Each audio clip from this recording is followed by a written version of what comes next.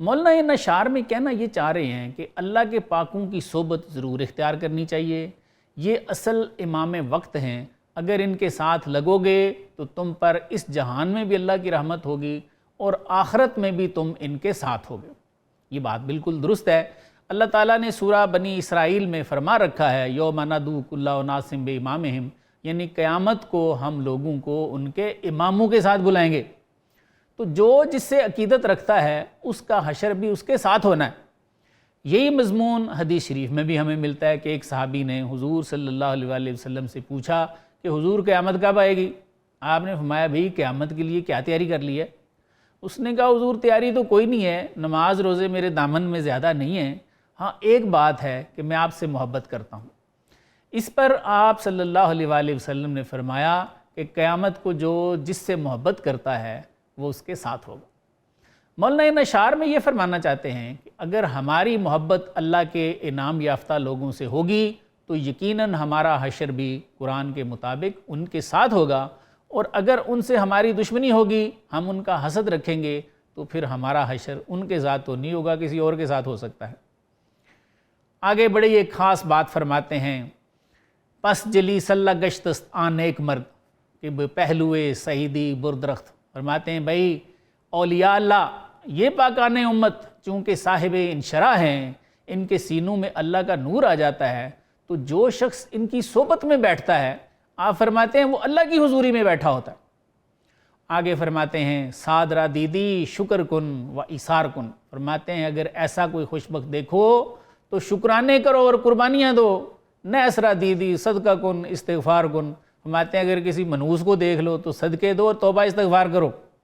اب تک مولانا نے اولیاء اللہ کو اللہ کا سایہ فرمایا، بندگان خاص فرمایا، اور ہمیں درس دیا کہ ہمیں ایسے پاکوں کا حسد نہیں کرنا چاہیے، کیونکہ یہ ابلیس کی سنت ہے۔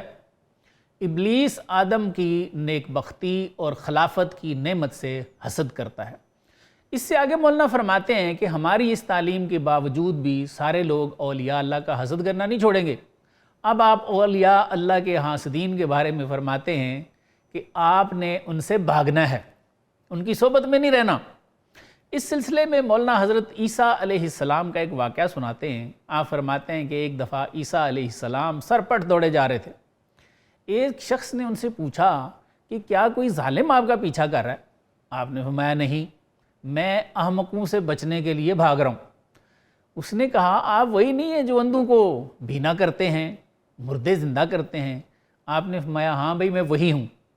اس نے کہا پھر بھاگنے کی کیا ضرورت ہے، ان کی یہ بیماری ان سے دور فرما دیں۔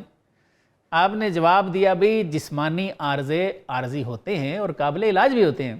پھر فرمایا کہ کچھ لوگ اس جہان میں ایسے بھی ہیں جن کے دل اللہ تعالیٰ فیض نیابت سے مکفل کر کے ان پر مہر لگا دیتے ہیں۔ آپ فرماتے ہیں یہ بہرے ہیں، گونگے ہیں، اندھے ہیں، اور ان سے عقل مندوں کو بھاگ جانا چاہیے۔ عیسیٰ علیہ السلام یہ واقعہ سنا کے فرماتے ہیں کہ حاسدین اولیاء سے عیسیٰ علیہ السلام کی طرح بھاگ جانا چاہیے۔ کیا وجہ بتاتے ہیں؟ آئیے مولانا کی زبانی سنتے ہیں۔ آپ فرماتے ہیں احمقاں بے گریز چوں عیسیٰ گریخت۔ فرماتے ہیں کہ اولیاء کے حاسدین احمق ہیں، ان سے اس طرح بھاگو جیسے عیسیٰ علیہ السلام ان سے بھاگے تھے۔ صحبت احمق بخش خون ہا بریخت۔ فرماتے ہیں ایسے احمقوں کی صحبت نے بڑے خون کر دیے ہیں بھائی۔ آگے فرماتے ہیں اندک اندک آبرا دزدد ہوا۔ فرماتے ہیں کہ ہوا تھوڑا تھوڑا کر کے پانی کو اڑا لے جاتی ہے۔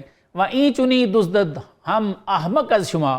فرماتے ہیں بالکل اسی طرح احمقوں کی صحبت سے تھوڑا تھوڑا کر کے آپ کا ایمان جاتا رہتا ہے۔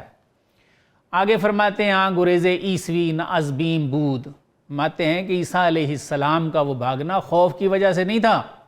ایمن استو پے تعلیم بود۔ فرماتے ہیں عیسیٰ علیہ السلام تو محفوظ تھے، یہ ہماری تعلیم کے لیے تھا کہ انبیاء اولیاء کی مخالفت کرنے والوں کی صحبت سے بچنا چاہیے۔